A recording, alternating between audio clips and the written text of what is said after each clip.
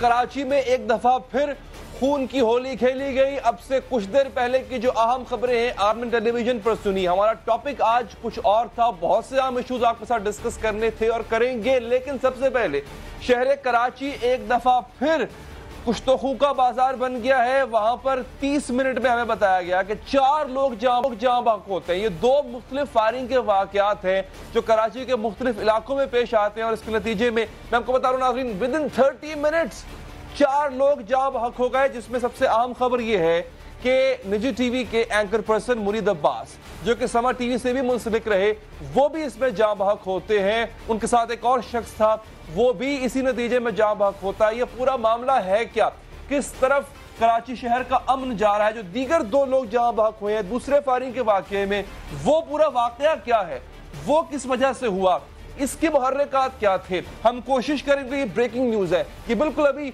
एक ऐसी न्यूज है जो बॉम्ब बनकर गिरी है, न सिर्फ कराची वालों के लिए बल्कि पूरे पाकिस्तान के लिए। और खास तौर पे अब मुरीद अब्बास का जो इस तरह से मर्डर है वो पूरी जर्नलिस्टिक फ्रेटर्निटी के लिए एक शॉकिंग न्यूज है नाज़रीन, लेकिन इसके मुहर्रिकात जानना बहुत जरूरी है। हम आपको कोई भी ऐसी इंफॉर्मेशन अभी नहीं देना चाहते जो किसी भी तरह से जो है वो गैर हतमी हो, लेकिन हमारे नुमाइंदे अहमद रहमान रिपोर्ट कर रहे हैं इस वाकये को और उनके पास इंफॉर्मेशन है, हम चाहेंगे इस हवाले से शेयर करें। अहमद, ये एग्जैक्टली मैं चाहूंगा बाकी 2 वाकयात पर भी बात हो, लेकिन ये जो मुरीद अब्बास के मर्डर वाला वाकया है ये एग्जैक्टली है क्या, वजूहात क्या थी, मुहर्रिकात क्या थे? जी देखिए, मुरीद अब्बास का वाकया एक जाती रंजिश का नतीजा है। एसएसपी साउथ शिराज हमारी बात हुई है, जो उनके दोस्त अहबाब हैं उनसे भी हमारी गुफ्तगू हुई है। ये एक पैसों का लेन देन का तनाजा था। मुरीद अब्बास ने कुछ बिजनेस जो है वो किया था, जिसके बाद जो है वो उनके एक दोस्त हैं आतिफ जमान जो बाद में इनके कातिल भी साबित हुए और उन्होंने जो है वो न सिर्फ मुरीद अब्बास बल्कि खिजर नामी नौजवान का भी जो है वो कत्ल किया है। इन दोनों को जो है वो फायरिंग करके कत्ल किया। ये 2 वाकयात हुए हैं। पहले जो है वो उन्होंने खिजर को कत्ल किया और उसके बाद मुरीद अब्बास का कत्ल किया। फायरिंग का वाकया आतिफ जमान उसके बाद जो है वो फरार होगा एक सफेद रंग की गाड़ी में, जिनकी तलाश जो है वो पुलिस कर रही है। पुलिस ये बताती है कि ये कोई मुरीद अब्बास ने जो है वो उनसे पैसे लेने थे, जिसका तकाजा जो है वो मुरीद अब्बास गुज़िश्ता कुछ दिनों से जो है वो कर रहे थे। साथ ही साथ खिजर ने भी कुछ जो है वो पैसे लेने थे, जिसका तकाजा मुसलसल जो है वो खिजर की जानिब से भी आतिफ जमान से किया जा रहा था। लेकिन आतिफ जमान जो है वो ना पैसे देने को तैयार थे बल्कि इनको मुसलसल धमका रहे थे और आज उन्होंने जो है वो फायरिंग की है। आतिफ जमान ने फायरिंग के 2 वाकयात रुनुमा हुए इसी तरह के। पहले खिजर को कत्ल किया गया और उसके बाद मुरीद अब्बास को कत्ल किया गया और उसके बाद आतिफ जमान नामी मुलजिम जो है वो मौके से फरार हो गए सफेद रंग की गाड़ी में। या ये जैसा कि ये अक्सर ये भी आया है कि बात करने गए थे, बात के दौरान झगड़ा हो गया और फिर बंदूकें निकल आई और फायरिंग हो गई, या बाकायदा टारगेट करके कत्ल किया गया मुरीद अब्बास और उनके दोस्त को? जी देखिए, बिल्कुल एक साजिश के तहत कत्ल किया गया है, क्योंकि बाकायदा इनको जो है वो बुलाया गया और बुलाने के बाद जो है वो कत्ल किया गया है। एसएसपी साउथ ये बोलते हैं कि इनको एक मकाम पर जो है वो बुलाने के बाद जो है वो कत्ल किया गया है। तो इसका मतलब इस मुलजिम का ये पूरा इरादा था कि उसने फायरिंग करके इन दोनों को जो है वो कत्ल करना है, ताकि जो पैसों का तकाजा कर रहे हैं वो ये ना करें। तो मुलजिम ने अपनी जान छुड़ाने के लिए ये तमाम तर वाकया किया है, फायरिंग की और उसके बाद अपनी सफेद रंग की गाड़ी में वहां से फरार हुआ है। पुलिस ने हुआ से जो कि खैबान बुखारी है, डिफेंस खैबान बुखारी, वहां से भी जो है वो कुछ शवाहिद इकट्ठे किए हैं। मजीद अभी कोशिशें जो है वो की जा रही हैं। एयरपोर्ट पर, बस स्टैंड पर, रेलवे स्टेशन पर आतिफ जमान के हवाले से मालूमात दे दी गई हैं ताकि वो मुलजिम जल्द गिरफ्तार हो सके। साथ ही साथ जो दीगर अफराद हैं जो कि म्यूचुअल फ्रेंड हैं आतिफ जमान और मुरीद अब्बास वगैरह के, तो उनसे भी जो है वो तफसीलात ली जा रही हैं कि आतिफ जमान किन किन जगह पर मौजूद हो सकता है जिसने ये फायरिंग का वाकया रुनुमा किया है, जिसने फायरिंग की है। तो उन जगहों पर भी जो है वो रेड कंडक्ट की जा रही है इस वक्त पुलिस की जानिब से और पुलिस का यही दावा है कि इस केस को जो है वो जल्द हल करने की कोशिश की जाएगी और इस मुलजिम को जल्द गिरफ्तार जो है वो कर लिया जाएगा। मुरीद अब्बास की बॉडी को जस्से खाकी को जो है वो जिला अस्पताल मुंतकिल कर दिया गया है, जबकि जो खिजर जो कि इन्हीं के साथ थे मुरीद अब्बास के, उनकी जस्से खाकी जो है वो इस वक्त साउथ सिटी हॉस्पिटल में है और यहाँ से जिला अस्पताल की जानिब जो है वो मूव की जा रही है। इस वक्त जो है वो पुलिस अफसरान यहाँ पर भी मौजूद है साउथ सिटी हॉस्पिटल में और कुछ अफसरान जो है वो जाए वकुआ की जानिब जो है वो गए हैं ताकि वहां पर भी जो है वो मजीद सबूत इकट्ठे किए जा सके। सिर्फ ये नहीं, कराची में सिर्फ ये जरा ये बताइएगा जो दूसरा वाकया, जो दूसरा फायरिंग का वाकया हुआ है वो कहां पर हुआ है, उसकी तफसीलात क्या है?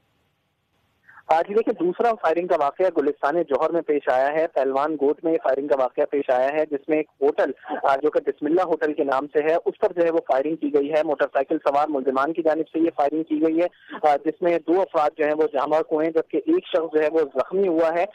उसको भी जो है वो टारगेटेड कार्रवाई ही कहा जा सकता है, क्योंकि मुल्जिमान जो है वो आए हैं और उन्होंने सर और गर्दन की जानिब जो है वो फायरिंग की है। जो मकतूलीन है उनको जो गोलियां लगी हैं वो सर और जो है वो सीने की तरफ जो है वो लगी और गर्दन की तरफ लगी है। इससे ये जाहिर होता है कि मुल्जिमान जो आए थे वो कत्ल की नीयत से ही आए थे, कोई धमकी देना नहीं चाहते थे, और इसी तरह जो है वो उन्होंने फायरिंग की है। तो ये जब तक जो है वो हम यही बात भी कर रहे थे आपके प्रोग्राम में, माजी में भी इस तरह की बातें कर चुके हैं कि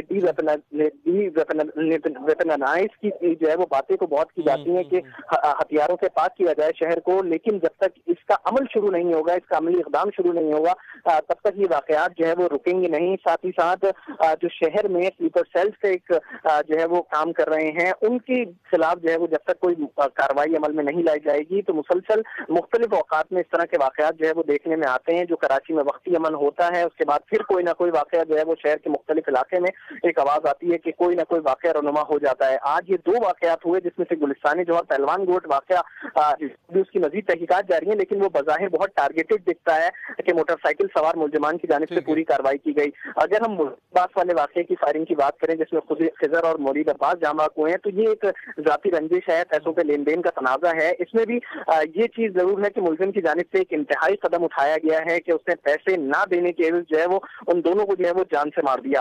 जी अच्छा, पुलिस जो है वो किस हद तक श्योर है कि वो मुल्जिम के करीब पहुंच चुके हैं? क्योंकि यहाँ पे तो ना मुल्जिम ना मालूम है, वो भी मालूम है, और ये तमाम चीजें जो हैं वो अब आया है, तो पुलिस जो है वो आर दे श्योर कि वो बहुत जल्द मुल्जिम को पकड़ लेंगे?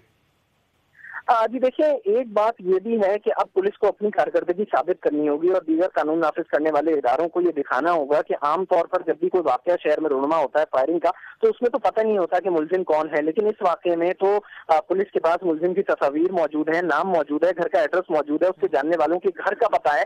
तो फिर पुलिस जो है वो इसमें कोई सुस्ती और काहिली का मुजाहरा ना करे और कानून नाफिज करने वाले इदारे जल्द मुल्जिम को गिरफ्तार कर सकते हैं। तो कोई बहाना जो है वो इस तौर का या फिर कोई पुलिस काहिली जो है वो इसमें दिखाई नहीं देनी चाहिए। क्रेडिबल इंफॉर्मेशन है जिससे वो पकड़ सकते हैं इस मुल्जिम को। बहुत बहुत शुक्रिया हमारे सूरत हाल आपको बता दीजिए। एक अजीब सूरत हाल है, रात के इस पहर कराची का अमन तबाह करने की कोशिश की गई है। उम्मीद करते हैं कानून नाफिज करने वाले इदारे हरकत में आएंगे, रोकेंगे इसको, इससे पहले कि एक दफा फिर कराची रोशनियों का शहर अंधेरों में डूबे। आगे बढ़ेंगे जी, कुछ मुल्क की सियासत पर बात करते हैं। क्या नाजरीन, क्या मैंने पहले नहीं बताया दिया था कि मुझे पहले ही इसकी तवक्को न थी? क्या मुझे मालूम न था कि क्या होने जा रहा है? क्या मुझे मालूम न था कि बदनाम जमाना गिरोह किस हद तक गिर सकता है? हाँ, मुझे पता था और मैं दुरुस्त सोच रही थी। ये ट्वीट है जनाब मरियम नवाज, जो उन्होंने एहतसाब अदालत की जानिब से तलब किए जाने के बाद की है। आज नाज़रीन, नैब ने एहतसाब अदालत में दरखास्त दायर की कि एवनफील्ड रेफरेंस में मरियम नवाज ने जाली दस्तावेजात जमा कराई और एहतसाब अदालत ने आज ही मरियम नवाज को 19 जुलाई को पेश होने का हुक्म दे दिया। नाज़रीन, ये भी आपको बताता चलो कि एवनफील्ड रेफरेंस में एहतसाब अदालत मरियम नवाज को 7 साल कैद की सजा सुना चुकी है और वो जमानत पर हैं फिलहाल। अब मरियम नवाज ने इसे अपने खिलाफ इंतकामी कार्रवाई करार दिया और साथ ही कुछ धमकियां भी दी हैं। मरियम नवाज के मुताबिक नाजरीन, वो जज अरशद मलिक के खिलाफ वीडियो सामने लाई हैं, इसलिए अब इनके खिलाफ ये कार्रवाई हो रही है। उन्होंने ट्वीट में लिखा कि जनाब, मेरी प्रेस कॉन्फ्रेंस में तमाम साजिशें बेनकाब होने के बाद घबराहट में हुकूमत ने मेरे खिलाफ एक और मुकदमा कायम कर दिया और मैं अवाम से पूछती हूं कि मेरे सवालात के जवाब मिलने की बजाय क्या मुझे इस नैब में पेश होना चाहिए जो ऑडियो वीडियो के जरिए यरगमाल हुआ है। अब आपसे मशवरा मरियम साहब कह रही हैं, आपसे मशवरा चाहती हूं कि मुझे एक साबित शुदा इंतकाम के सामने पेश होने का बायकॉट करना चाहिए क्या? ये अगर सवालिया निशान है, या पेश होकर नैब अदालत में खड़े होकर दूध का दूध और पानी का पानी कर देना चाहिए? बुलाना है तो अपने रिस्क पर बुलाना, मेरी बातें ना सुन सकोगे और ना ही सह सकोगे। ये ना हो कि फिर से जो है वो अपना सर पीटते रह जाओ। मरियम नवाज पर यह इल्जाम है नाजरीन कि उन्होंने एवनफील्ड रेफरेंस में जाली ट्रस्ट डीड जमा कराई। मैं हालिया केस की बात कर रहा हूँ। सुप्रीम कोर्ट ने भी अपने फैसले में इसे जालसाजी करार दिया था। सुप्रीम कोर्ट का फैसला पढ़ लें जिसको यकीन नहीं आता, और फैसले में लिखा था कि जालसाजी करने पर मरियम नवाज के खिलाफ कार्रवाई की जा सकती है। मैं दोबारा यहां पे इस मंजिल पर रुकिए, सजा नहीं सुनाई थी, सजा सुनाई गई थी कि आप बेनिफिशियल ओनर हैं इन अपार्टमेंट्स की और आपने अपने वालिद के साथ मिलकर इसको छुपाया। लेकिन ये अदालत ने जरूर कहा कि जो दस्तावेजात, जो ट्रस्ट डीड आपने जाली जमा कराई थी, ये बोगस है, ये जाली है, पर इस पर सजा नहीं सुनाई थी। और फिर एहतसाब अदालत ने मरियम नवाज को सजा सुनाते हुए फैसले में लिखा कि मरियम नवाज ने जो ट्रस्ट डीड पेश की है वो बोगस थी, जाली थी। अब मामला ये नाज़रीन कि यहां पर जो है नाज़रीन, मरियम नवाज साहिबा पे इल्जाम था कि वो लंदन के एवनफील्ड अपार्टमेंट्स की बेनिफिशियल ओनर है, जैसे पहले आपको बता चुका हूं, यानी मालिक। जबकि मरियम नवाज का मौक़िफ़ था कि असल मालिक तो इनके भाई हसन और हुसैन नवाज शरीफ है, वो तो ट्रस्टी हैं, मतलब ख्याल रखने वाली सिर्फ उसका। यानी खुदा ना खास्ता हुसैन नवाज को कुछ हो जाता है तो वो इस जायदाद की अमीन होंगी, उनके पास अमानत होगी। इस बात के सबूत के तौर पर उन्होंने एक ट्रस्ट डीड, एक मुआहदा ट्रस्ट का, वो अदालत में पेश किया जिसमें दर्ज था कि एवनफील्ड अपार्टमेंट्स के मालिक हुसैन नवाज है और मरियम नवाज ट्रस्टी है। ये दस्तावेजात नाज़रीन भेजी गई बरतानिया में रॉबर्ट रेडले को। ये जनाब, ये हैंड राइटिंग और दस्तावेजात के फोरेंसिक जांच पड़ताल के एक्सपर्ट है, माहिर है। रॉबर्ट रेडले ने दस्तावेजात का जायजा लिया, उसके बाद बड़े दिलचस्प नताइज निकाले, वो मैं आपके सामने पेश कर रहा हूं। आपकी तवज्जो भी मुझे जरूरत है इस वक्त। टेलीविजन स्क्रीन पे आप बिल्कुल अपने सब काम छोड़ के जो टेक्स्ट आ रहा है इसको देखें। अच्छा, रॉबर्ट रेडले क्या लिखता है? उन्होंने कहा कि जिन्हें एवनफील्ड अपार्टमेंट्स की ट्रस्ट डीड एक और मुआहदे को, जो कि कूम्बर डिक्लेरेशन है, उसकी हुबहू कॉपी है। रुक जाए जरा यहां पे एक दफा। कूम्बर डिक्लेरेशन भी एक ऐसा ही मुआहदा है जो कि शरीफ फैमिली के दरमियान तय पाता है, जबकि ट्रस्ट डीड जो है गो के उसका मतन और है, लेकिन जो दस्तखत कूम्बर में किए गए थे, जिस अंदाज से किए गए, वही आपको उधर मिलेंगे। ये जरा टेलीविजन स्क्रीन देखिए, एक तरफ कूम्बर के दस्तखत है, एक तरफ एवनफील्ड के। अच्छा, मरियम नवाज के दस्तखत, हुसैन नवाज के दस्तखत, गवाहों मोहम्मद सफदर यानी ये मरियम साहबा के शौहर और वकार अहमद के दस्तखत, जिस अंदाज में तारीख दर्ज की गई है, ये सब इस हद तक मिल रहे हैं जैसा कि फोटोकॉपी हो। एक फर्द दो जगह पर दस्तखत नाज़रीन अगर करे तो आप भी बेहतर जानते हैं कि थोड़ा बहुत फर्क, किसी एक लकीर का, कोई एक नुक्ते का, या कम से कम उस दस्तखत के साइज का फर्क जरूर आ जाता है। जरूरी नहीं है कि वैसे के वैसा साइज भी मैच कर रहा हो, लेकिन इन दोनों दस्तावेजात में एक नुक्ते जितना भी फर्क नहीं है। ये रॉबर्ट रेडले लिख रहा है अपनी रिपोर्ट में, और यह तक नहीं बताया जा सकता कि दोनों में से असल दस्तावेज कौन सी है। दूसरा नाज़रीन अहम मुशाहिदा, फोरेंसिक माहिर रॉबर्ट रेडले ने यह भी कहा कि मुआहदे में जिस जगह वकील जर्मी फ्रीमन, ये वकील थे जिन्होंने बनाया ये पूरा दस्तावेज बनाई, जहां पर उनके दस्तखत हैं, वहां साल 2004 लिखा है। ठीक है जी, ये कूम्बर वाली डिक्लेरेशन की बात करूं, वहां साल 2004, लेकिन इसे बदल कर 6 बना दिया गया। यानी चूंकि वैसी कॉपी उस वकील की, वो वकील और होगा जिसने कूम्बर का डिक्लेरेशन बनाई, वो वकील और होगा जिसने एवनफील्ड की बनाई, लिहाजा उसका, अब ये रॉबर्ट रेडले एलेज कर रहा है, उसकी कॉपी मिली नहीं कि उसको वहां से उठाते, कॉपी पेस्ट करते, फोटोशॉप करके वहां लगा देते। लिहाजा जो 2004 लिखा है वकील के दस्तखत के नीचे, उसको काट कर या उसको कोई तोड़ मरोड़ कर या उसमें थोड़ी तब्दीली करके, ये आपके सामने है जी, उसको 2006 करने की कोशिश किस तरह की गई, ये रॉबर्ट रेडले एक तस्वीरी सूरत बना के, तस्वीर बना के आपको दिखाने की कोशिश। ये देखें जनाब, ये वो वकील है जिनके दस्तखत थे, 2004 लिखा था, 2006 में तब्दील करने की, यानी दस्तावेज के साथ छेड़छाड़ की गई। ये रॉबर्ट रेडले अलर्ज कर रहे हैं। तीसरी आम बात, जिस मुआहदे पर दस्तखत 2006 में हुए वो कैलिब्री फॉन्ट में लिखा गया था, और कैलिब्री फॉन्ट 2007 तक कमर्शियली दस्तयाब नहीं था। ये पहले भी बहुत बात हो चुकी है। चौथा अहम मुशाहिदा फोरेंसिक माहिर का यह था नाज़रीन कि दस्तावेज को एक पीतल के छल्ले की मदद से जोड़ा गया। ऐसा ही होता है, इस तरह ये कागज है, ये दो कागज है, एक तो स्टेपल होता है ना जी, ये स्टेपल आप देख रहे हैं यहाँ पे पिन हुआ हुआ है, स्टेपल के साथ उसको एक पीतल के छल्ले की मदद से जोड़ा जाता है। ये आपके टेलीविजन स्क्रीन पे आ गया। ये किस लिए होता है? ये इसलिए होता है कि फाइल के अंदर से ना ही कोई कागज निकाला जा सके और ना ही उसके बदले में कोई और कागज दूसरी किस्म का या तब्दील शुदा कागज डाला जा सके। ये आपने देखा होगा अक्सर फाइलों में ये छल्ला लगा होता है, ये स्टेपल भी हुई है जी पिन, और ये छल्ला भी लगा हुआ है। सिर्फ इसलिए है कि ना ही फाइल क्लोज हो चुकी है जी, फाइल में ना कोई कागज ऐड हो सकता है, ना ही कोई फाइल में कागज जा सकता है। लिहाजा ये साहब ये कहते हैं कि इस छल्ले के साथ छेड़छाड़ का मतलब ये है कि या तो कागज को निकाला गया या तब्दील किया गया। अब पीतल का हिस्सा दस्तावेजात के सामने तो मौजूद, सामने वाले हिस्से में मौजूद है, दस्तावेजात की जो बैक साइड है उस पर मौजूद नहीं है, जिससे मालूम होता है, रॉबर्ट एडले कह रहे हैं कि किसी मौका पर इन दस्तावेजात के कागज निकाले गए। रॉबर्ट एडले की रिपोर्ट की बुनियाद पर नाज़रीन, एहतसाब अदालत ने अपने फैसले में लिखा कि मरियम नवाज की जानिब से पेश की गई ट्रस्ट डीड बोगस है, जाली है। जाली दस्तावेजात के मामले पर एक मीडिया इंटरव्यू में मरियम नवाज अपना मौकफ पेश भी कर चुकी हैं। क्या कहा था एक दफा सुन लिया मरियम साहबा कि जी मरियम साहबा का इस हवाले से मौकफ था जो मैंने भी आपको सुना।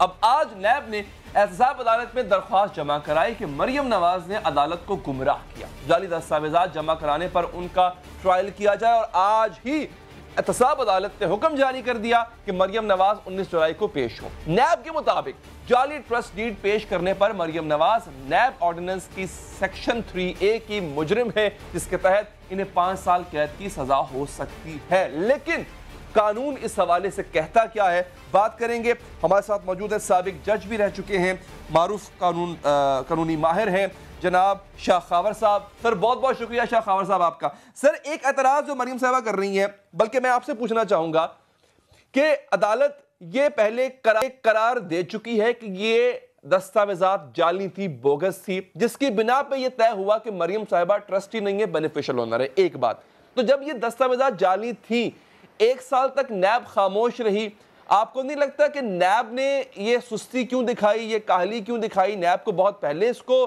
प्रोसीड करना चाहिए था अगर ये जाली दस्तावेजात थी, और अदालत में जमा कराना ऐसी दस्तावेजात का ये अपने आप में एक जुर्म है। शाह खबर साहब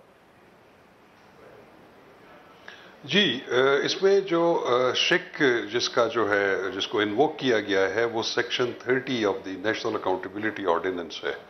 वो कहता क्या है? वो सेक्शन 30 ये कहता है कि जब एहतसाब अदालत किसी मुकदमे को फैसला कर दे, उसका फैसला अनाउंस कर दे, और उसके बाद और अदालत ये महसूस करे कि दौरान समात, उसके ट्रायल के दौरान या इन्वेस्टिगेशन के दौरान किसी शख्स ने, चाहे वो एक्सपर्ट है, चाहे वो प्रोसिक्यूटर है, चाहे वो विटनेस है, उसने कोई झूठी शहादत दी है, चाहे वो दस्तावेजी शक्ल में है या वो जुबानी शक्ल में है, तो अगर वो साबित हो गया हो कि वो झूठी थी या जाली थी, तो वो उसके मुकदमे की समात के बाद उसके ऊपर समरी ट्रायल शुरू कर सकता है सेक्शन 30 के तहत, कि उनको उस झूठा बयान देने में या झूठी शहादत देने के पादाश में उनको सजा दी जाए। अब उसका अगर 30C अगर आप देखें तो 30C ये कहता है कि जब ये सेक्शन 30 की जो कार्रवाई शुरू की जाएगी वो किस तरह हो सकती है। उसमें लिखा है कि या तो अदालत एट इट्स ओन अकॉर्ड, अपने तौर पे भी उस पर यह कार्रवाई शुरू कर सकती है, या जब उसका जो मुकदमा है जिसका फैसला हो चुका है उसकी अपील का भी फैसला हो चुका है, या और का लफ्ज है कि उस सूरत में कि जब प्रोसिक्यूशन या मुल्जिम की तरफ से एक दरख्वास्त जो है वो 30 दिन के अंदर अंदर, मुकदमे के फैसले होने के अंदर अंदर उन्होंने अकाउंटेबिलिटी कोर्ट को देनी है कि आप इस झूठी शहादत के ऊपर कार्रवाई शुरू करें, समरी ट्रायल शुरू करें। तो अब देखना यह है कि उसी अकाउंटेबिलिटी कोर्ट ने मरियम नवाज साहिबा को मुल्जिम के तौर पे भी उनके खिलाफ चार्ज फ्रेम किया, और चार्ज फ्रेम भी यही किया था कि उन्होंने मियां नवाज शरीफ और अपने भाइयों की जुर्म में अयानत करते हुए एक कैलिब्री फॉन्ट वाला जो एक ट्रस्ट डीड थी उसको उन्होंने जाली जो दस्तावेज थी उसको जो है पेश किया, और वो साबित हो गई है। तो उसकी बर्दाश्त में उनको 7 साल कैद और जुर्माने की सजा जो है वो सुनाई। लेकिन आपने फरमाया कि ऐसी सूरत में 30 दिन के अंदर या प्रोसिक्यूशन या मुल्जिम कोई दरख्वास्त दे, लेकिन अब तो यहाँ पे 1 साल का अरसा गुजर चुका है, तो फिर क्या कानूनी हैसियत रहती है? ऑफ कोर्स ये तो की जो अगर तो ये नैब की दरखास्त के ऊपर, अगर तो नैब की दरखास्त के ऊपर दफा 30 को इन्वोक करते हुए अकाउंटेबिलिटी कोर्ट ने मरियम साहिबा को नोटिस दिया है, तो वो तो होपलेसली टाइम बार्ड है। दूसरी चीज ये है कि आइन का आर्टिकल 13 जो है वो कहता है कि किसी भी शख्स को एक जुर्म में 2 दफा प्रोसिक्यूट नहीं किया जा सकता या 2 दफा सजा नहीं दी जा सकती। मतलब कि एक दफा से ज्यादा किसी मुलजिम को एक ही जुर्म में सजा नहीं दी जा सकती। तो मैं समझता हूं कि जब आपने इसी इल्जाम में मरियम साहबा के खिलाफ आपने फर्द जुर्म आयद किया और उसके खिलाफ शहादतें इकट्ठी की और आपने डिक्लेयर किया कि वो ट्रस्ट डीड जो थी वो जाली थी और वो इनकी तरफ से आई थी, तो जब आप एक मुकदमे में उसको सजा दे दी तो फिर इतने अरसे के बाद सेक्शन 30 को इन्वोक करते हुए वालिद की और भाई की आनत करना वो एक अलहदा जुर्म करार पाएगा अगर मैं आप बेहतर जानते हैं, और अदालत में गलत डॉक्यूमेंट्स जमा करवाना या गलत शहादत देना वो एक अलहदा जुर्म तस्वर नहीं किया जाएगा। देखिए बात यह है कि या तो उसमें मरियम साहिबा मुलजिमा ना होती तो फिर तो एक और बात थी कि उनकी तरफ से जो शहादत के तौर पर ये पेश की जाती ये वाली ट्रस्ट डीड, तो फिर तो ये एक अलग इशू था कि आप ट्रायल कंप्लीट होने के बाद आप उनको दोबारा बुलाएं और उनको ट्राई करें आप। लेकिन ये क्वेश्चन उठेगा क्योंकि उनको एक 7 साल की सजा इसी जुर्म में इसी मुबैना तौर पर जाली ट्रस्ट डीड की बुनियाद पर आप दे रहे हैं। तो उसके बाद दूसरी चीज ये है कि वो उसके फैसला होने के बाद अदालत ने उसकी खुद कॉग्निजेंस नहीं ली, और अब भी जो ये नैब ने कॉग्निजेंस ली है या नैब ने ये दरखास्त दी है सेक्शन 30 की, तो वो तो 30 दिन के अंदर अंदर उस फैसले अनाउंस होने के अंदर अंदर उन्होंने दरखास्त देनी थी। तो मैं ये समझता हूं कि ये टेक्निकली भी ये लिमिटेशन के जो ग्राउंड है उस पर भी ये हिट होती है, और मैं इस पे मेरा बड़ी कंसिडर्ड ओपिनियन है कि उनको चूंकि इस मुकदमे में इसी इल्जाम में सजा हो चुकी है, आर्टिकल 13 के तहत आईने पाकिस्तान के तहत उनको एक जुर्म में एक से ज्यादा दफा सजा नहीं हो सकती, ना उनको प्रोसिक्यूट। यानी ये केस आपको कमजोर, मैं अदालती केस या ट्रायल पे असरअंदाज होना नहीं चाहता, लेकिन ऐसे मौकों पे जब अगर ऐसा हो या माजी में अगर ऐसा हुआ है तो ऐसा केस आपके मुताबिक कमजोर हुआ करता है प्रोसिक्यूशन की तरफ से।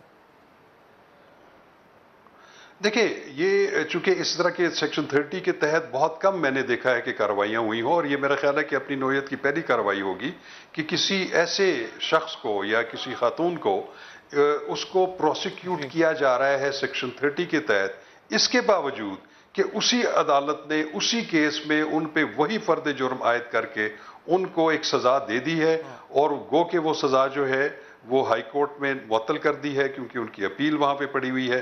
तो एक तो टाइम बार्ड भी है, और दूसरा मेरा ये बिल्कुल बड़ा कंसिडर्ड ख्याल है, मेरा ओपिनियन है कि ये आर्टिकल 13 के तहत ये हिट होती है और ये एक शख्स को एक जुर्म में एक से ज्यादा दफा सजा नहीं दी जा सकती, नहीं हो सकती। बिल्कुल ठीक है, बहुत बहुत शुक्रिया शाह खावर आपके वक्त का। नाजरीन यहाँ वक्त है ब्रेक का। मरियम साहबा के हवाले से वो बता रहे थे कि शायद ये केस प्रोसिक्यूशन का या नैब का वो कमजोर। एक वक्फा लेंगे नाजरीन, और वक्फे के बाद बजट।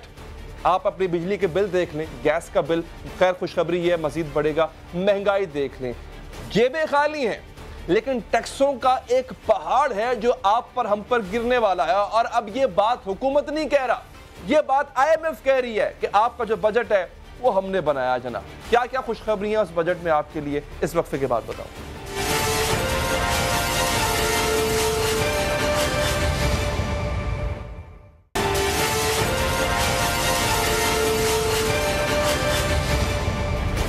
जनाब बजट किसी का, हिदायत समंदर पार से आती है, बनाता कोई और है, अमल दरामद किसी और की जिम्मेदारी होती है, और खून निचोड़ा जाता है आपका, हमारा, पाकिस्तानी आवाम का।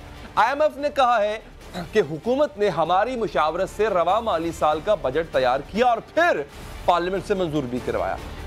IMF ने पाकिस्तान के लिए कर्ज प्रोग्राम की जो स्टाफ रिपोर्ट है और एग्जीक्यूटिव डायरेक्टर का पैगाम वो जारी कर दिया। अब रिपोर्ट क्या कहती है? रिपोर्ट के मुताबिक नाज़रीन, पाकिस्तान को आइंदा माह बिजली की कीमत 2.5 रुपए फी यूनिट बढ़ाना होगी। जिनके बिजली के बिल इस दफा ज्यादा आए वो दिल थाम के बैठ लें, इसमें मजीद इजाफा होगा। और अगस्त तक हुकूमत और नेपरा बिजली के नए निर्खों का नोटिफिकेशन जारी कर देगी। जबकि नाज़रीन 2020 के लिए बिजली टैरिफ सितंबर 2019 में जारी करना होगा। यानी आपको कुछ 3-4 महीने पहले बताना होगा कि ये झटके हमने आपको देने। और हुकूमत सितंबर तक नाज़रीन सर्कुलर डेट के खात्मे का प्लान भी तैयार करेगी। 15 से 16 अरब 1600 अरब रुपए इस वक्त आपका सर्कुलर डेट पहुंच चुका है। अब रिपोर्ट के मुताबिक पाकिस्तान को गैस सेक्टर के वाजिबात की वसूली यकीनी बनानी है और वसूली का प्लान सितंबर 2019 में पेश करना होगा। IMF रिपोर्ट ये कहती है कि पाकिस्तान को मईशत की बेहतरी के लिए 25 अरब डॉलर्स दरकार हैं।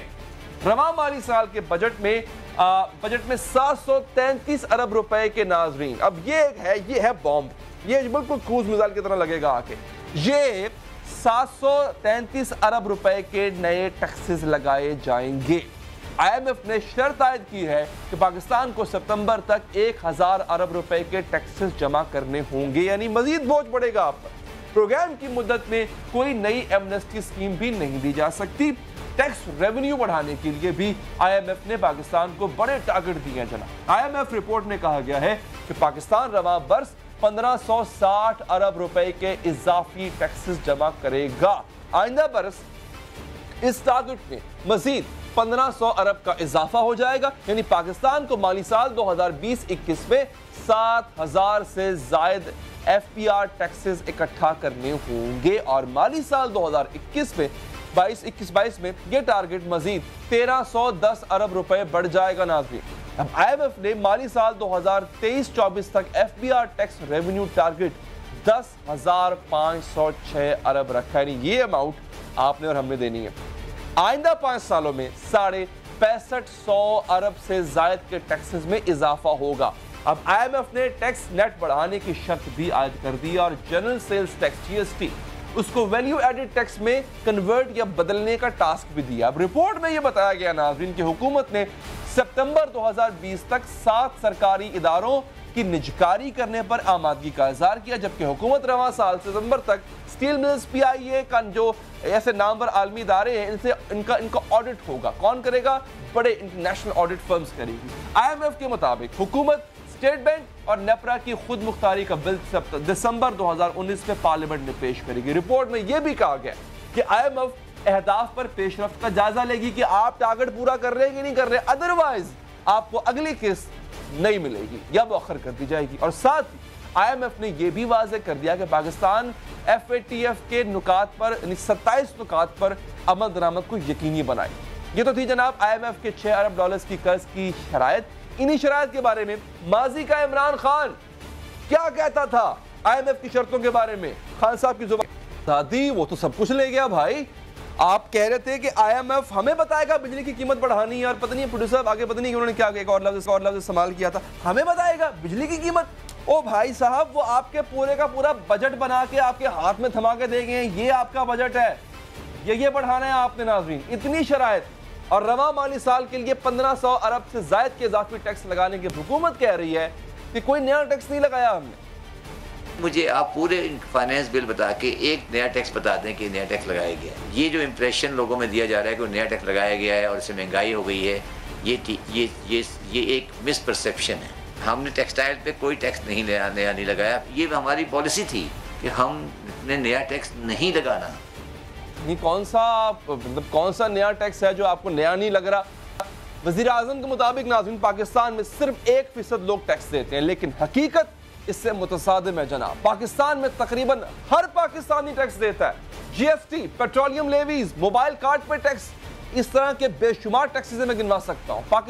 हर पाकिस्तानी चाहे वो छोटा बच्चा ही क्यों ना हो, वो भी अपनी पॉकेट मनी से अगर जूस खरीदता है तो टैक्स देता है उसमें। और इन्हें टैक्सेस में दी गई जो इस्तिस्ना है वो खत्म करके लोगों पर मजीद टैक्स का बोझ डालने की सोच रही है। क्या तरीके इंसाफ हुकूमत के पास अपने रेवेन्यू बढ़ाने का सिर्फ एक यही तरीका था नाज़रीन कि आम आदमी पर टैक्सेस बढ़ाए जाए? और IMF का मौजूदा प्रोग्राम पाकिस्तानी मईशत और आम आदमी पर क्या असरात डालेगा, बात करेंगे नामवर माहिर मईशत डॉक्टर रीन साहब से। डॉक्टर साहब शुक्रिया आपके वक्त का। मुझे इतना बताएं सर, सादा सी मैं आपसे सवाल पूछूंगा कि ऐसा बजट जो IMF ने ऊपर से लेकर नीचे तक डिक्टेट किया हो सर, क्या वो बजट अवाम दोस्त हो सकता है? डॉक्टर साहब देखिए, पहली बात तो अली साहब ये है कि इसमें कोई शक नहीं कि पिछले 10 सालों में पाकिस्तान की मईशत के साथ ख़ास तौर पे कर्ज़ों के हवाले से जो कुछ पाकिस्तान में हुआ, पीटीआई की हुकूमत में समझता हूं कि वो स्ट्रेट जैकेट, एक वो जो जैकेट पहना देते हैं जिसमें आपके हाथ पांव उंगलियां सब कुछ बंध जाती हैं, उस किस्म की सिचुएशन में थी। खजाना बिल्कुल खाली था। सऊदी अरेबिया, यूएई, चाइना से मदद ली गई, लेकिन उसका नतीजा नहीं निकल पाया। तो आईएमएफ के पास जाना तो इनएविटेबल हो गया था। और इस 8-9 महीने पीटीआई की हुकूमत ने जो ज़ाया कर दिए, उसकी वजह से हमारा लेवरेज ओवर आईएमएफ बिल्कुल ख़त्म हो गया था। जितनी भी शराइत उन्होंने हमें दी वो हमें एक्सेप्ट करनी पड़ी थी। अच्छा, यानी ये हमारी मजबूरी थी, इसके अलावा हमारे पास कोई चारा नहीं था। This is what you are implying right now sir. लेकिन सर ये जो इसका इफेक्ट होगा डॉक्टर साहब, बिजली को ये मजीद महंगा करने जा रहे हैं, उसके अलावा इन्होंने अपनी जो टैक्स बेस तो बढ़ाएंगे, लेकिन जो टैक्स का हदफ रखा है वो इतना ज्यादा है कि उससे डेफिनेटली आम आदमी पर मजीद बोझ बढ़ेगा। ये सब मुमकिन हो पाएगा जितनी भी शराइत है आईएमएफ की? क्या ये प्रैक्टिकली पॉसिबल है डॉक्टर साहब? देखिए, ये असल सवाल है जो अभी आपने उठाया। पिछले कोई 40-50 सालों में अली साहब आईएमएफ ने कोई 131 ममालिक से डिफरेंट किस्म के पैकेजेस जो हैं वो नेगोशिएट किए हैं। जो मेरी नज़र से गुजरे हैं, जो अब पैकेज पाकिस्तान के हवाले से है, ये मैं समझता हूं कि उन सारे पैकेजेस में से मुश्किल तरीन पैकेज है। इतना मुश्किल पैकेज है। और आईएमएफ की तारीख में पहली दफ़ा ऐसे हुआ है कि किसी पैकेज को एफएटीएफ से नथी कर दिया गया है और बड़ा क्लियरली ये वाज़े तौर पे बता दिया गया है कि अगर आप एफएटीएफ की शराइत, जो कि अक्टूबर में हमारा रिव्यू में जाएगा केस, अगर वो आप पूरी नहीं कर पाएंगे तो खदशा है कि आईएमएफ का पैकेज जो है उसको सस्पेंड कर दिया जाएगा। अब आपने टैक्स के हदफ की बात की, बिल्कुल दुरुस्त है। टैक्स जो अदाद शुमार अभी सामने आए हैं, करंट माली साल में जून की 30 तारीख तक हुकूमत ने 3.8 खरब रुपए इकट्ठे किए हैं, जिनमें एमनेस्टी की रकम शामिल है। अब जो अगले साल का बजट रखा जा रहा है वो 5.5 खरब, यानी कि 45% इजाफा। 5.5 खरब, 1500 अरब का इजाफी टैक्स इकट्ठा करना होगा एक साल में। अब ऐसा पाकिस्तान की 70 साला माशी तारीख में पहले कभी नहीं हुआ। 10, 11, 12% तो इजाफा हमारे बजट्स में देखा गया है टैक्स के हवाले से, लेकिन 45% इजाफा जो है ये मैं समझता हूं कि बिल्कुल अनरियलिस्टिक टारगेट है। और ये एक तलवार लटकती रहेगी इन एडिशन टू वो जो एफएटीएफ वाली तलवार है। तो ये दो बड़ी तलवारें जो हैं ये पाकिस्तान के सर पे लटकती रहेंगी। और तीसरी बात जो आपने कही कि जो बोझ पड़ने वाला है, अब देखिए 1500 अरब रुपए का इजाफी टैक्स का मतलब ये है कि जो हर पाकिस्तान का खानदान है, पाकिस्तानी खानदान, तकरीबन 3 करोड़ खानदान जो पाकिस्तान में रहते हैं, उनके ऊपर 50,000 रुपए का इजाफी बोझ सिर्फ टैक्स की मद में सामने आएगा। फिर हर 3 महीने के बाद एग्रीमेंट किया गया है कि बिजली की कीमत बढ़ाई जाएगी, गैस की कीमत बढ़ाई जाएगी। तो अगर ये 3 चीजें आप जमा कर लें, गैस की कीमत, टैक्स का बोझ और बिजली का इजाफी बोझ, तो तकरीबन 60-70 में भी 75,000 रुपया इजाफी बोझ हर पाकिस्तानी खानदान पे पड़ जाएगा। अब बर्दाश्त कितनी है? देखिए, असल सवाल यह बनेगा कि माशी इस्तेहकाम को अचीव करने के लिए समाजी कीमत क्या अदा करनी होगी। समाजी कीमत दो इशारे इसमें आएंगे, एक महंगाई का और एक बेरोजगारी का। ये यकीनी बात है कि बेरोजगारी भी बढ़ेगी और महंगाई भी बढ़ेगी। तो ये समाजी कीमत जो है ये हमें कितनी अदा करनी पड़ेगी हमारी माशी इस्तेहकाम को अचीव करने के लिए। एक सियासी कीमत भी अली साहब इसकी साथ होगी जो पीटीआई को बर्दाश्त करनी पड़ेगी, क्योंकि जब ऐसे बोझ पड़ते हैं तो आपका वोट बैंक जो है वो सुकड़ जाता है। अच्छा, सियासी कीमत का अंदाजा तो हम डॉक्टर साहब यहां से लगा सकते हैं। आप भी आवाम में उठते बैठते हैं, हमारा भी ताल्लुक रहता है, तो आवाम में एक गमो गुस्सा, एक मायूसी पाई तो जाती है मौजूदा जो महंगाई का एक दौर शुरू है उसको देख करके। सर, एक और बड़ी इंपॉर्टेंट चीज है जो मैं टेक्निकल है, उसके बाद में बिल्कुल आम आवाम की बातों पे आ जाऊंगा। आईएमएफ ये भी कहता है कि जी आप टैक्स का इजाफी बोझ मत डालें, आप टैक्स बेस को बढ़ाएं। आपको मौजूदा जो पॉलिसीज हैं या जो बजट अभी प्रपोज किया गया पर मंजूर भी हो गया, इसमें टैक्स बेस बढ़ती हुई कहीं नजर आई? आपको नहीं लगता कि उन्हीं लोगों पर जो पहले टैक्स दे रहे थे उन्हीं पे बोझ ज्यादा डाला गया है, टैक्स के बेस को, इसके नेट को नहीं बढ़ाया गया अभी तक? देखिए, आप जिस तरफ इशारा कर रहे हैं वो है इस्लाहाती इकदामात टैक्स के कंपोनेंट के अंदर, टैक्स के शोबे के अंदर। जो बजट हमारे सामने आया है उसमें तकरीबन 65% ऐसे टैक्सेस हैं जो कि इनडायरेक्ट टैक्सेस जिनको हम कहते हैं, जिनको इकोनॉमिक्स की जुबान में रिग्रेसिव टैक्सेस यानी कि जालमाना किस्म के टैक्सेस कहा जाता है। और वो इस वजह से कि जैसे जैसे आपकी आमदन गिरती जाती है आपके ऊपर टैक्स का बोझ जो है वो बढ़ता चला जाता है। तो 65% जो टैक्स है जो बजट में सामने आया है वो इनडायरेक्ट टैक्स है। तो हुकूमत की तरफ से अभी तक कोई ऐसा इशारा सामने नहीं आया कि वो किसी किस्म के इस्लाहात ला रही है, सोच रही है या उसके ऊपर अमल दरामद करने के लिए तैयार है, जिससे कि ये बोझ कम आमदन तबकात जो हैं पाकिस्तान में उससे तब्दील होके जो ज्यादा आमदन तबकात हैं उनके ऊपर चला जाएगा। ऐसा कोई इशारिया अली साहब अभी सामने नजर नहीं आ रहा। बल्कि कम आमदन वालों को भी इस नेट के अंदर ले आया गया है। पहले 12 लाख की बेस थी, अब उसको 6 लाख पे कर दिया गया, यानी 50,000 कमाने वाला भी अब टैक्स देगा। ये एक ऐसी बात है जिससे आवाम में रिजेंटमेंट पाई जाती है। अच्छा, अगली बात सर, डॉक्टर साहब कल मेरे पास ताजर बिरादरी के नुमाइंदे आए हुए थे। ये लोग हड़ताल पे जा रहे हैं सर, कुछ हड़ताल पे ऑलरेडी हैं, कुछ हड़ताल पे जा रहे हैं। फैसलाबाद की टेक्सटाइल मिल्स बंद हुई पड़ी थी, शबर जदी कल वहां भी जाते हैं, लेकिन कोई प्रोग्रेस नहीं हो रही। बिजनेस डॉक्टर साहब ठप पड़ा हुआ है, बिजनेस बंद पड़ा हुआ है, आप टैक्स बढ़ा रहे हैं, आवाम की आमदनी है नहीं। सर ये मैच किस तरह कर पाएंगे, ये सब कुछ पूरा कैसे हो पाएगा? मैं पहले भी शायद आपके प्रोग्राम में इसका जिक्र कर चुका हूं कि जो बुनियादी माशी प्रिंसिपल्स ऑपरेट करते हैं वो ये कहते हैं कि आपने मईशत के पहिए को चलाना है और हुकूमत की कोशिश ये होनी चाहिए कि वो तेज से तेज रफ्तार पे चलता रहे। और अगर मईशत का पहिया घूमता है तो हुकूमत का खजाना टैक्स की मद में खुद बहुत भरता चला जाएगा। अब जो बातें आपने की वो 100% दुरुस्त हैं। मैं जहां भी जा रहा हूं, आप कार मैकेनिक के पास चले जाएं, आप मिठाई की दुकान पे चले जाएं, आप किसी वैले पार्किंग वाले से बात कर लें, आप सिक्योरिटी गार्ड से बात कर लें, हर एक का जो कॉमन प्रॉब्लम है वो ये कहता है कि बिजली का बिल देने के बाद, गैस का बिल देने के बाद और अभी मजीद जो इजाफी इनडायरेक्ट टैक्स का बोझ पड़ने वाला है वो तो भी पड़ा ही नहीं, मजीद टीका जो लगने वाला है, उसके बाद बच्चों की फीस देने के पैसे नहीं बच रहे हैं, उसके बाद किचन का सामान लाने के लिए पैसे नहीं बच रहे हैं। तो ये चीखें तो अली साहब साफ सुनाई देने लगी हैं। और अभी अंदाजा कीजिए कि टीका लगना बाकी है।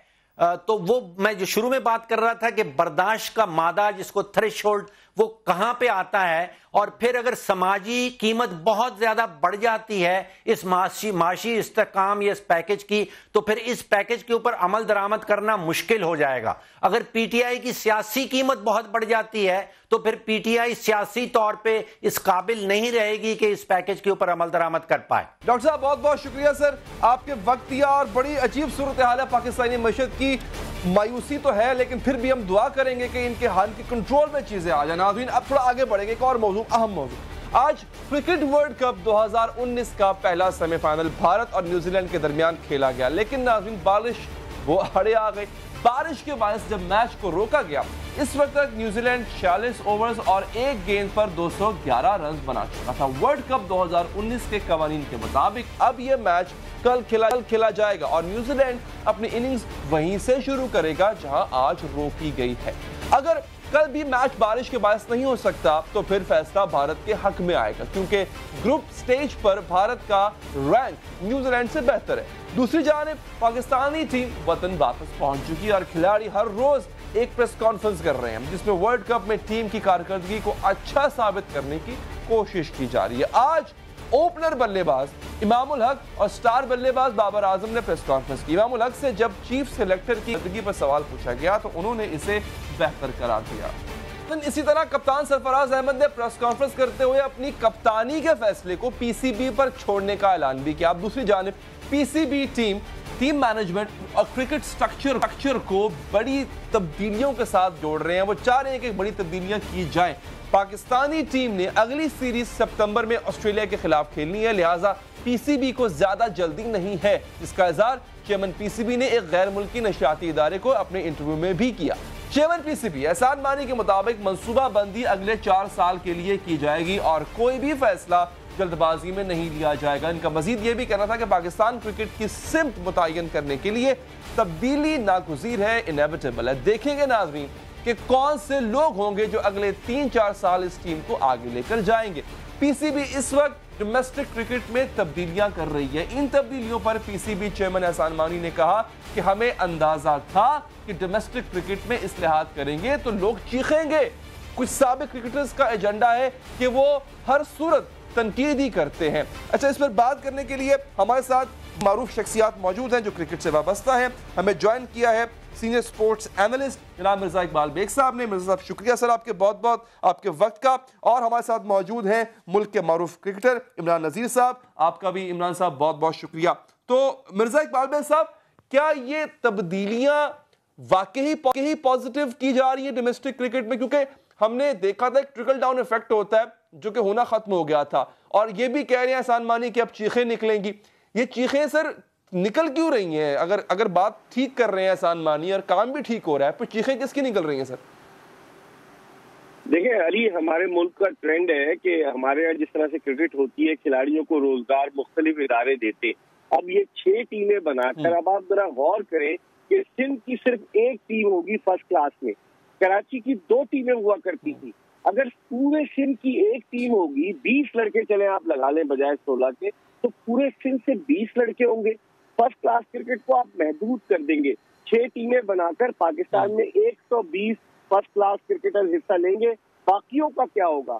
लड़कों का रोजगार है इससे वाबस्ता, इनके चूल्हे जलते हैं। अगर इस तरह की क्रिकेट डिपार्टमेंट की खत्म हो गई तो लड़के क्या करेंगे? मैं आपको मिसाल दूं, कुछ अर्सा पहले एक विकेट कीपर था कि जिसकी नौकरी खत्म हो गई। वो कराची में कोरंगी नदी के करीब डकैती करते हुए पकड़ा गया, और जब उससे पूछा गया तो उसने बताया कि मेरे घर में खाने को नहीं था, मैं मजबूर हो गया। तो ये क्रिकेटर्स हैं, ये प्रोफेशनल क्रिकेटर्स जो हैं, वो अपने रोजगार के लिए वो खेलते हैं क्रिकेट, तो फिर उनके रोजगार को खत्म कर रहे हैं। मानी साहब तो इंग्लैंड में रहते हैं अली, 74 बरस माशाल्लाह उनकी उम्र है, चार्टर्ड अकाउंटेंट है, बड़े कॉम्पिटेंट आदमी है। लेकिन इस तरफ भी तो गौर करें, वसीम खान को आप 20 लाख रुपए माहाना पर लेकर आए, दीगर उनके पर्सेज अलग है, एमडी का ओहदा अपने मुतारिफ कराया है। तो आखिर आप यहाँ पर तो पैसे खर्च कर रहे हैं, और जहाँ पर खिलाड़ियों पर पैसे खर्च करने चाहिए कि जिनको अगर माशी तौर पर इस्तेकाम मिलेगा, माशी तौर पर वो पुरसुकून होंगे, ज्यादा अच्छी क्रिकेट खेलेंगे। यहाँ पर तो मुझे समझ में नहीं आ रहा कि इस स्ट्रक्चर को बदल कर क्या हासिल करना चाहते हैं हम। बड़ा आपने वैलिड पॉइंट उठाया है। और इमरान, अगर आपने सुनी बात इकबाल साहब की सारी, तो आपको अगर 6 टीमों को ही एंजॉय करना है तो फिर पीएसएल देख लें आप। लेकिन डोमेस्टिक क्रिकेट को महदूद करना, वो ये तनकीद कर रहे हैं कि ये मानी साहब का कहना कि चीखें निकल रही हैं। आप जब महदूद कर देंगे डोमेस्टिक क्रिकेट को तो चीखें तो प्लेयर्स की भी निकलेंगी। जी थैंक यू वेरी मच। सबसे पहले बिल्कुल इकबाल भाई बहुत फिट बोल रहे हैं, और उन्होंने बिल्कुल सही जवाब दिया है कि देखिए 6 टीमों में सिर्फ 120 प्लेयर्स सिर्फ खेलेंगे, उसके अलावा बाकी क्रिकेटर्स क्या करेंगे? और देखा जाए तो मेरे ख्याल में अगर डिपार्टमेंट जब तक रही है, उनमें से मेरे ख्याल में प्लेयर्स का रिस्क रोटी 20 प्लेयर अगर सब मिलते हैं, आप टीम में ट्रैवल कर रहे हैं, तो कम से कम 120 पीछे डेस्क में काम कर रहे हैं। किस वजह से काम कर रहे हैं? सिर्फ क्रिकेट की बिना पर। अगर क्रिकेट के अलावा मेरा नहीं ख्याल कौन सा ऐसा क्रिकेटर है जो बहुत पढ़ा लिखा होगा, मास्टर चंद क्रिकेटर्स के अलावा, उनके अलावा तो कोई भी नहीं, सारे बेचारे क्रिकेट खेल के आते हैं और क्रिकेट की वजह से उनको रिस्क रोटी मिल रही होती है। तो इस चीज़ से मैं बिल्कुल एग्री करता हूँ। और ये सिस्टम जो मानी साहब बात कर रहे हैं, बाकी चीखें निकले, आई डोंट नो अब किन की चीखें निकलेंगी, वो तो मेरे ख्याल में मोस्टली अगर देखा जाए तो मेरी नज़र में तो प्लेयर्स की ही चीखें निकल रही हैं, अदरवाइज और कोई ऐसा नज़र नहीं आ रहा। लेकिन ये बड़ों का काम है। अब इसमें हम लोग क्या कर सकते हैं? सिर्फ यही बात कर सकते हैं। लेकिन जो पहले एक सिस्टम था, या मैं बिल्कुल एक चीज़ से एग्री करता हूँ, जो पहले सिस्टम था कि डिपार्टमेंट की क्रिकेट डिपार्टमेंट से ही होनी चाहिए, वो सिस्टम दोबारा आना चाहिए। उसमें क्या है कि प्लेयर क्वालिटी, जब आप अच्छे के साथ, अच्छे स्ट्रॉन्ग प्लेयर के साथ जब स्ट्रॉन्ग प्लेयर खेलेगा, तब आपको क्वालिटी और प्लेयर्स का पता चलेगा कि कौन सा क्वालिटी प्लेयर सामने है जो अच्छी परफॉर्मेंस दे के आ रहा है। हमारा सिस्टम या क्यों ख़राब हुआ, उसकी वजह क्या थी कि जब हमने डिपार्टमेंट और रीजन को एक साथ किया है, वो सबसे बड़ी है मेरा ख्याल में हमारी गलती है कि वो एक साथ नहीं करना चाहिए। पहले क्या होता था कि डिपार्टमेंट से क्रिकेट खेल के जब नीचे आते थे, रीजन में आते थे, तो मोस्टली प्लेयर उसमें इंक्लूड होते थे, और नीचे से जो रीजन के प्लेयर अच्छी फॉर्म में अच्छे परफॉर्म करके जब रीजन से खेलते थे, तो वो चंद क्रिकेटर्स होते थे वो जो अच्छों में खेल के वो फिर अच्छे होते थे। देन उसके बाद फिर डिपार्टमेंट उनको पिक करता था, उनको जॉब देता था। तो डेफिनेटली मिर्जा भाई बिल्कुल ठीक है। आप प्रपोज कर रहे हैं कि वो पुराना सिस्टम उसको रेस्टोर होना चाहिए। अच्छा मिर्जा साहब, मैं एक अब जरा आगे बढ़ते हैं सर। ये तो डोमेस्टिक क्रिकेट की बात हो गई, वर्ल्ड कप हो गया, ठीक है, जैसी भी हमारी परफॉर्मेंस थी उसको वापस आके जस्टिफाई करने के लिए प्रेस कॉन्फ्रेंसेस की जा रही हैं सर। आपको नहीं लगता कि पूरे मुल्क में हर चीज का एहतसाब हो रहा है, जरा इसका भी एहतसाब होना चाहिए कि वर्ल्ड कप में ये जो हमने झंडे गाड़े हैं इसकी वजह क्या थी, इसका जिम्मेदार कौन है? साल से क्रिकेट कवर कर रहा हूँ, मैंने कभी नहीं देखा कि कोई भी टीम किसी दौरे से या किसी खराब परफॉर्मेंस के बाद वतन वापस आई है तो कप्तान के अलावा दीगर खिलाड़ी भी प्रेस कॉन्फ्रेंस करें, ये हैरत की बात है। और आपने पहला जुमला जो कहा कि जस्टिफाई करने की कोशिश की जा रही है, यकीनन जस्टिफाई करने की कोशिश की जा रही है। आप क्यों खिलाड़ियों को सामने ला रहे हैं? ठीक है, आप नहीं पहुंच सके वर्ल्ड कप के सेमीफाइनल के लिए, आप इस बात को तस्लीम करें। हमारे पास इतनी बड़ी मैनेजमेंट, अब आप देखिए मिकी आर्थर, क्योंकि मैं इस वक्त यहाँ मैनचेस्टर में मौजूद हूँ, मिकी आर्थर लंदन में मिले पाकिस्तान क्रिकेट बोर्ड के चेयरमैन एहसान मानी साहब से, और वो चाह रहे हैं कि उनका 1 साल के लिए कॉन्ट्रैक्ट मजीद एक्सटेंड कर दिया जाए। जिस आदमी का पाकिस्तान, वो तो खुदकुशी का सोच रहे थे, अल्लाह माफ करे, एक टाइम पे। जी, अब वो खुदकुशी नहीं करेंगे। जब $16,000 महाना का उन्हें कॉन्ट्रैक्ट उनका रिन्यू होगा और फिर डेली अलाउंस और दीगर पर्सेज उन्हें मिलेंगे, तो फिर वो खुदकशी का इरादा कतन तर्क कर देंगे। और आपने अच्छा पॉइंट अली रेज किया कि आप मुझे दुनिया की किसी टीम की एग्जांपल दे दें जिसका कोच कहता हो कि मैं सोच रहा था खुदकशी कर लूं, जिसका बॉलिंग कोच कहता था कि मैं जहर खा लूं। ऐसा तो नहीं होता। आप डिमोरलाइज कर रहे हैं अपने खिलाड़ियों को। हार जीत खेल का हिस्सा है। आप अच्छा परफॉर्म करके अगर हारते हैं तो कोई उसमें बुराई नहीं है, लेकिन ये जो गोरी मैनेजमेंट है, मैं अजहर महमूद को भी गोरा कहूंगा क्योंकि वो ब्रिटिश नेशनल है। उसके अलावा Mickey Arthur, grant flower, grant Bradburn, उसके अलावा ग्रांट लूडन, ये सारे गोरे इनके मजे लगे हुए, क्योंकि जब ये वापस जाएंगे ये वही मिकी आर्थर है अली कि जो 2003 में जब साउथ अफ्रीकन टीम के कोच थे और जब यहाँ से गए तो उन्होंने पाकिस्तानी खिलाड़ियों पर शक और शुबे का इजहार किया कि वो फिक्सिंग में मुलव्विस थे। आज वो पाकिस्तान के धुन गा रहे हैं। पहले ये साउथ अफ्रीकन टीम के साथ थे, वहां से आके ऑस्ट्रेलिया गए, वहां इन्हें सैक कर दिया गया। आजकल इनके पास ऑस्ट्रेलियन नेशनलिटी है, ब्रिस्बेन में रहते हैं, लेकिन मोहब्बत इनके दिल में पाकिस्तान की। क्या वजह है ये तो आप भी जानते हैं और हम भी जानते हैं। बिल्कुल ऐसे ही है। लेकिन इमरान साहब, क्या वजह क्या है? आप भी प्लेयर रहे, इकबाल भाई, मोहब्बत एक सेकंड, इकबाल भाई, मोहब्बत आपको पता है किस वजह से पाकिस्तान से है? मैं इकबाल भाई की बात को जवाब दे रहा हूं कि मोहब्बत किस वजह से पाकिस्तान से है। इकबाल भाई आप बहुत अच्छी तरह जानते हैं, जब इतने $1000 आपको मिल रहे हो तो फिर तो मोहब्बत करनी पड़ती है ना। नहीं तो पाकिस्तानियों से भी मोहब्बत करें ना, खाली पाकिस्तान से मोहब्बत कर रहे हैं, पाकिस्तानी क्रिकेट लवर से भी मोहब्बत करें थोड़ी सी, तो हमारे भी दिल खुश हो जाए। नहीं अच्छा इमरान ने मुझे ये बताया कि आपके रिवायत प्लेयर्स में बाकी है कि टुकड़ियों में आके प्रेस कॉन्फ्रेंसेस करें? मतलब मैं ये सोच रहा था कि इंजमामुल हक प्रेस कॉन्फ्रेंस करें, ठीक है, बिल्कुल अली भाई करनी चाहिए। बिल्कुल, आपने बिल्कुल सही क्वेश्चन। नहीं, आज से इससे पहले कभी भी नहीं इतना अर्सा हो गया हमें भी क्रिकेट खेलते हुए। ओनली सिर्फ कप्तान आके एक प्रेस कॉन्फ्रेंस करता है और वही चंद बातें जो टूर पे हुआ हो कि कैसे हम हारे या कैसे जीते, बस यही हल्की फुल्की आके प्रेस कॉन्फ्रेंस करते हैं और ये इसी पे आके जवाब देते। प्लेयर्स का पहली दफ़ा देखा है कि 1 by 1 आके सारे प्रेस कॉन्फ्रेंस कर रहे हैं। लेकिन आई थिंक मेरे ख्याल में कि ये चीज़ें कह भी सकते हैं कि आजकल के दौर में सिर्फ सोशल मीडिया और इन चीज़ों को मीडिया की वजह से ये चीज़ें दिखाई जा रही है। अदरवाइज मैं नहीं समझता कि किसी प्लेयर्स को आके ऐसी प्रेस कॉन्फ्रेंस करनी चाहिए। देखिए जो परफॉर्मेंस दी है वो सबके सामने है, आपको भी पता है और हमें भी पता है। आई थिंक मेरे ख्याल में अगर बेस्ट क्वालिटी क्रिकेट खेलते तो डेफिनेटली आज न्यूजीलैंड की जगह हम लोग सेमीफाइनल खेल रहे होते हैं।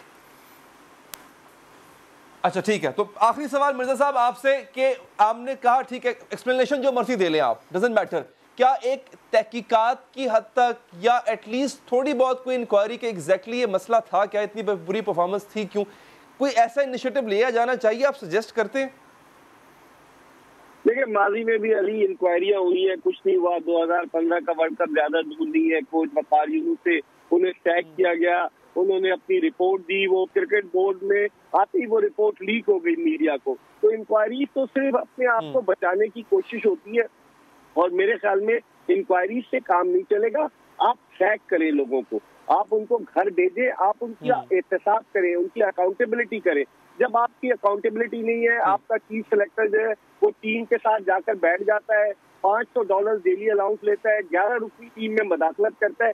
चीफ सिलेक्टर का काम है 15 रुपये टीम बनाकर आप टीम मैनेजमेंट को दे। ये उनका काम है कि 11 खिलाड़ी कौन से खेलेंगे, लेकिन चीफ सिलेक्टर जो है ट्रेंट ब्रिज में पिच का मुआयना करते हुए नजर आए। बहुत शुक्रिया मिर्जा साहब, बड़े सजेशंस भी आपके अच्छे थे, क्रिटिक भी आपकी बड़ी टू द पॉइंट है, और सेम गोज फॉर इमरान भाई एज वेल। मैं नहीं जानता कि इसको ठीक कैसे किया जाए, क्रिकेट एक्सपर्ट जानते हैं, लेकिन मुझे इतना पता है कि इस वक्त हमारे मुल्क का प्राइम मिनिस्टर वो शख्स है जो कि दुनिया का बेहतरीन क्रिकेटर रहा था और वर्ल्ड कप का फातेह भी है। अगर उनके, और पैटर्न इन चीफ भी होते हैं पीसीबी बोर्ड के, अगर उनके दौर में क्रिकेट ठीक नहीं हो पाती तो फिर ये लम्हा फिक्रिया होगा। दीजिए इजाजत, अल्लाह ने के बाद।